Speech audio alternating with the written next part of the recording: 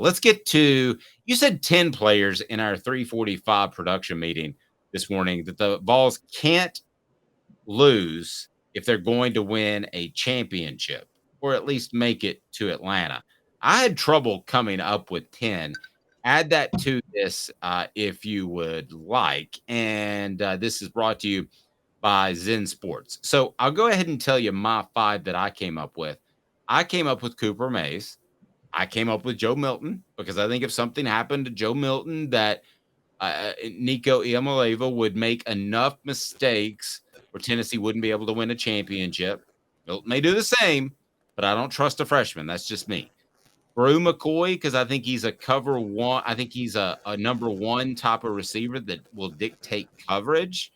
Then I went with Aaron Beasley, and I went with Jacob Warren because I'm not sold on McCallan Castles as being the other tight end, much less the tight end. So those are my 5 players Tennessee can least afford to lose if they're going to win a championship in 2023. And that's brought to you by our friends at Zen Sports, and we absolutely love Zen Sports, the new sportsbook in Tennessee, revolutionizing the way you earn sports betting rewards. That means no more deposit bonuses that turn into deposit nightmares. On Zen Sports, what you see is what you get, and you get their cash rewards program. You get a lot of cash for a welcome bonus. Earn an unlimited 5% cash back on your betting volume for your first 15 days when you sign up with the promo code HOOKED. HOOKED. That's right, unlimited 5% cash back. Keep betting, keep earning with up to 3% cash back on your betting volume every month after that. And refer friends to earn a percentage of their betting volume as cash rewards too. Zen Sports is bringing the cash back to Tennessee. So if you bet big on sports, you want to be betting on Zen Sports. Zen Sports betting just got better. So those are my 5. Coop, Milton, McCoy, Beasley, Warren.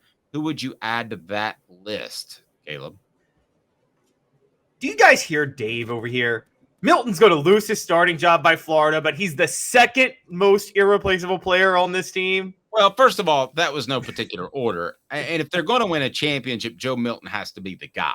So I don't think that's contradictory. If he's not the guy, I think they would be willing to go to Nico. But if they're going to win a championship, I think he has to be the guy. Dave, have you heard of this cell phone or this calculator or anything in the 20th century? You know that true freshman quarterbacks can win national titles now, right? Have you heard of Trevor Lawrence? They can. Can you name 2 more? I can name redshirt freshmen. No, that doesn't count. Jameis Winston and somebody else, but I'm just saying. I don't, not just quarterbacks. I don't believe in freshmen as a whole until I see 2 or 3 games out of them. And then I think there's a freshman wall. So you're never going to get me on the freshman bandwagon. I've covered too much recruiting to know that basically 50% make it and 50% don't. And nowadays in recruiting, 10% can start early. I think. Look, we should have learned this in 1997 when Philip Fulmer, because he was a freshman, didn't start Jamal Lewis in the first 3 games of the year. One of the worst decisions I've ever seen a coach make. Well, they didn't run the ball either. That was the bigger problem.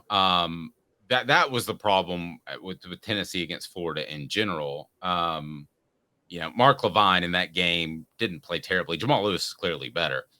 But nevertheless, who else do you have the players that they can least afford to lose if Tennessee's going to win a championship? And I want to hear from the message board as well. Let me get your thoughts as I want to hear where Caleb goes from this because I'm having trouble getting past my 5. What do you think of my 5, first of all?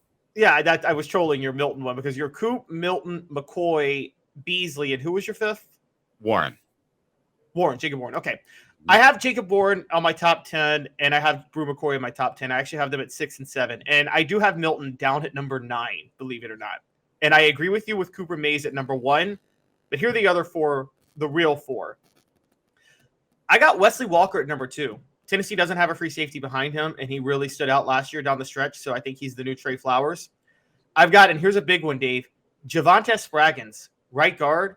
I don't think Tennessee has a replacement for him at right guard if he goes down. We don't know who they're going to find at left guard. So I would add Spraggins to my list. Okay. So now I feel confident about 6. I'm close on Wesley, but I'm confident. I got 6 now in my mind, at least. Okay, so now this is a big one because they might be without him because of the indictment, but I still say it's a big loss. But Jalen McCullough, I mean, Now, they might actually be without him because of the legal issues he's dealing with, and that's going to be a problem if they are, because I don't think they have a safety that can back him up. He's the one veteran in the secondary. He's going to have to play some of Trey Flowers' role last year of covering for some deficiencies at cornerback, and if he can't go, Tennessee's in big trouble. So I got McCullough there. Fair. And then, okay. And then lastly, I've got in my top 5, I got Amari Thomas. I think he's the one proven defensive tackle on this list. You talk about the potential of Elijah Simmons, but Amari Thomas is the only guy that's proven anything. And if they're going to do what they talked about yesterday, bringing pressure without blitzing, they need Amari Thomas. No, I agree. He needs to collapse the pocket. The other thing I like about Amari Thomas is that he's got really good gap responsibility. I don't think he gets a little loose when he's rushing the passer. No, you're right. Amari Thomas, there might be other guys with more ability that end up having a better season, but as far as a consistently good player, I think Amari Thomas is the most likely candidate for that. You mentioned Jalen McCullough. Surely that whole thing that gets drug on and on and on is going to that assault charge is going to get taken care of before the season, you would think. I mean, totally unrelated, I'm watching coverage of the Trump indictment, and so the problem is it's taken 2.5 years.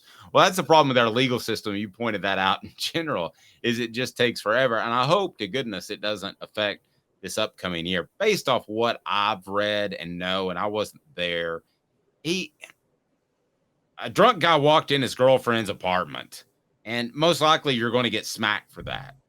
But I find it interesting you would have Wesley Walker as more valuable than Jalen McCullough, or which way would you Wesley have Walker is the highest graded returning safety according to PFF in the SEC. And it's because of the way he finished the season was so strong. That's why I have him ahead. McCullough is questionable in coverage at times. I think he's a harder hitter, and he does come down with some interceptions. But in terms of actually like covering the field, I think that Wesley Walker has a better understanding of what to do in that regard. Also, want to point out, you pointed out the Knox County DA that's prosecuting Jalen McCullough is also the one that spent 4 years trying to bring up a charge against AJ Johnson that he was acquitted of in 30 minutes, and it's the same DA. Well, that's frustrating, and I don't get into politics or the legalese of all this. I just know that in general that we need to move a little bit faster. And if a DA is trying to make a name for himself just by going after athletes, and there are better ways to make a name for yourself. Now, Todd, who I think is new to the program, said Flowers was too slow to cover for himself, much less someone else. You had a different take on Trey Flowers, and you mentioned it, I guess, midway through the season last year. And when I started paying attention to it, I thought you were right. I don't think either of us think he's an elite player, Caleb, but he is a guy that did have to cover up for a lot of mistakes in the secondary. So, and we now know that he had the myositis issue that he was dealing with towards the end of the injury. So I think we need to remember Trey Flowers perhaps a little bit better than his performance would dictate. Is that fair?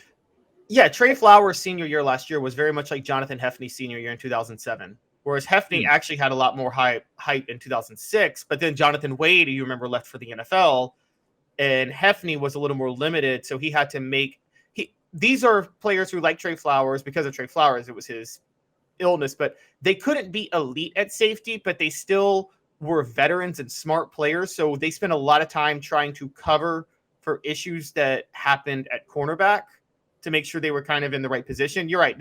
Trey Flowers couldn't scan the field with his legs the way you would want a free safety to do. He couldn't do what Deion Grant could do.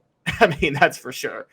But he could still make sure he still had his eye on making sure that he was in the right spot if a cornerback got out of position. And he did that a lot last year.